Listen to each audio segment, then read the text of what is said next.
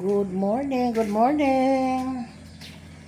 Hello po sa mga viewers natin dyan. Maraming salamat po. Sa mga secret viewers, maraming salamat din po. Sa ating mga subscribers, maraming salamat. Good morning sa inyong lahat dyan. So, ayun guys. Palagi tayong nandito sa kusina kasi walang ibang magluto guys. Ako lang yung magluto. Sila ni Donnie ay nag-deliver sila ng walis ngayon kasi bukas bayaran naman sa ating tambo. So, buti na nakatapos kami ng 331 pieces sa walis. So, yan, lang sila guys, nagbaon lang sila ng agahan kasi maaga silang umalis kasi malayo yung kanilang pupuntahan. Magpunta sila ng Hagna. Yun yung schedule nila ngayon, Sabado kasi Tabo market day sa Hagna ngayon. So, yung naiwan dito yung lang namin, yung katulong ni Donnie sa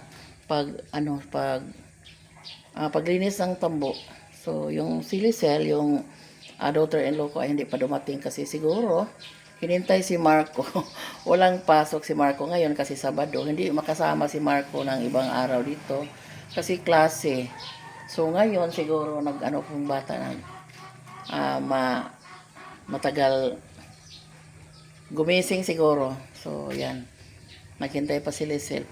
Pero, pag tapos na agahan, nandito sila. Araw-araw si Lisel magpunta dito, guys. Kasi, yun yung katulong ko sa paggawa ng walis. Ayan, tingnan natin yung atong niluto ngayon, guys. Luto tayo ng shrimp. Kasi, kahapon, guys, ay mayroon akong kaibigan na naghatid ng banami at saka lagyan natin ng oyster sauce. Naghatid sa akin ng 1 kilong banami at 1 kilong bangus.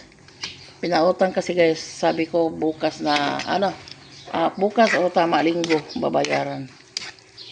Yun talaga yung kaibigan ko guys, yung classmate ko noon na may may binabantayan na fish pond. So kapag mag-harvest, punta dito sa amin, and then kapag wala kaming pera ibayad paghatid nila, so papautangin na kami. Pero bukas bayaran naman. 1 kilong banami at saka 1 kilong bangus. So tingnan natin yung bangus. Anong gawin kong daing guys? So ay yan. Ito yung ating bangus. Hindi, medyo di malaki, pero medium size lang ito guys. Ilang piraso yung 1 kilo? 1, 2, 3, 4, 5, 6 piraso yung 1 kilo guys. So, dahil mainit ngayon mayong araw, yan, mainit sa labas. Ang ganda ng sikat ng araw guys, pero sige na lang kasi naman yung ulan. Minsan paghapon umuulan, and then at least na nakainom yung mga tanim at saka yung mga natin, yung mga damo-damo. Yan, naglinis kami kahapon nagpatulong kasi ako ni Annalyn kahapon guys sa paglinis dito sa gilid kasi magtanim ako ng talbos ng kamuti at saka kung lang yung mabili ko na mga seeds ng gulay. Palagi akong magtanong kung mayroon ba silang seeds ng okra. Hindi pa, wala pa daw. Kapag magbili ako ng pagkain ng manok, magtanong din ako kapag mayroon bang seeds ng okra. So, wala pa daw. Mas mabinta yung okra ngayon guys. So, yan. Patuloy na tayong paggawang daing. Meron akong nasimula ng isa. Magdaing tayo guys. Hello, magandang hapon sa lahat. Ayun guys, pagdating ko sa bahay ay mayroon ng hinatid na ulam. Kasi birthday ng sister-in-law ko. Hindi namin alam kung ngayon ay birthday niya, pero na lang na-surprise na nagpansit dahil sila guys. At saka mayroong pansit at saka inihaw. At mayroong nilagang baka. Ay, ang sarap. Kasi mayroon akong nilakad guys. Doon ako sa kasama namin sa simbahan.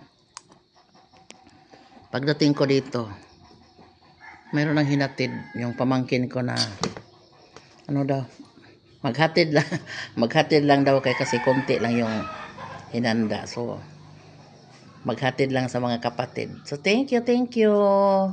Happy birthday Marilu. Yung asawa ng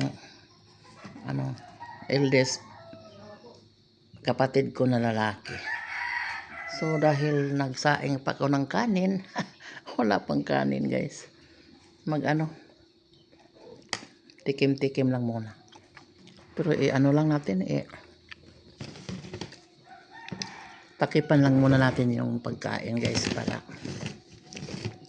hindi hintay na lang tayo sa kanin kapag maluto na.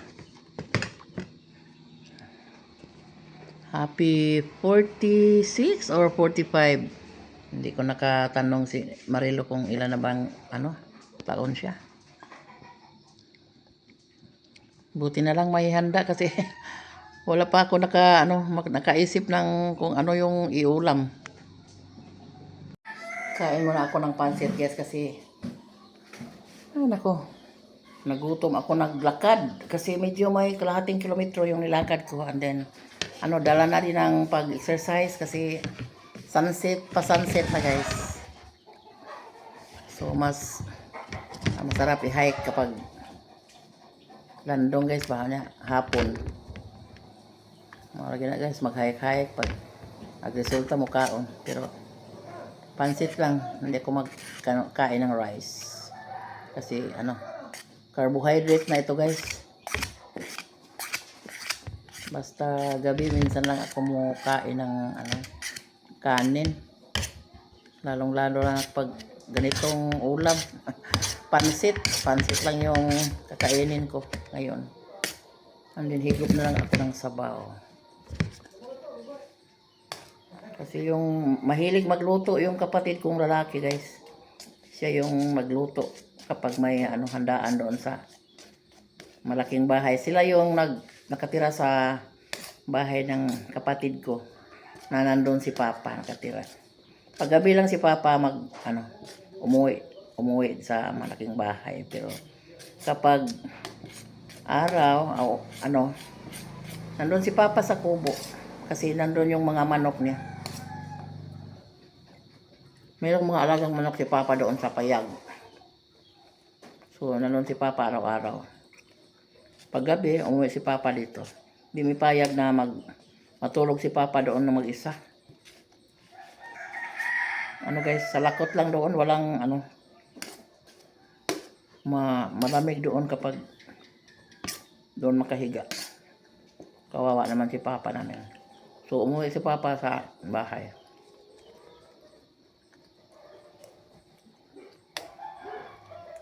Sarap ng pansit guys.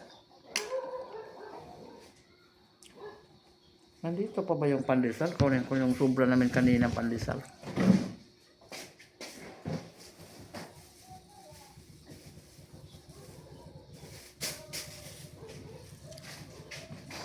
Isang piraso na lang. Buti na lang may isang piraso. Baka niya langgam. Buti na lang wala. So ito na yung panihapon ko guys. Hapunan ko.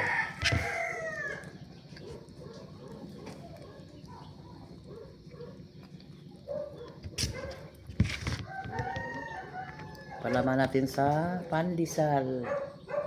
Pandesal pa ito kaninang umaga guys. Kain tayo mga kaibigan ko dyan. Mga friend ko dyan. Kain tayo kasi gutom.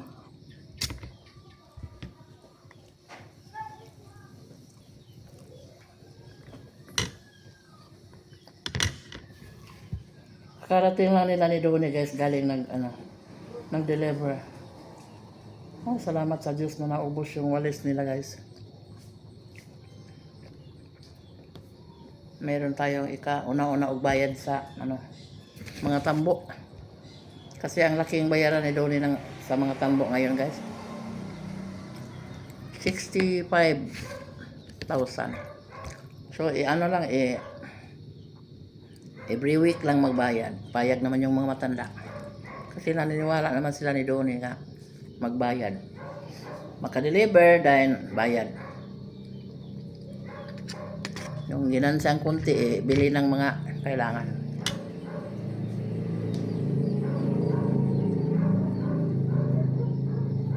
Ganito talaga yung buhay sa guys, probinsya. Pag may kakitaan kayo, siguroon mo na yung puhunan. At saka yung ginansya, maliit, igastos. Pero sige na lang, buti na lang may kunting hanap buhay tayo. Yun guys, bahala ginagmay. Basta kay permanente, kanunay.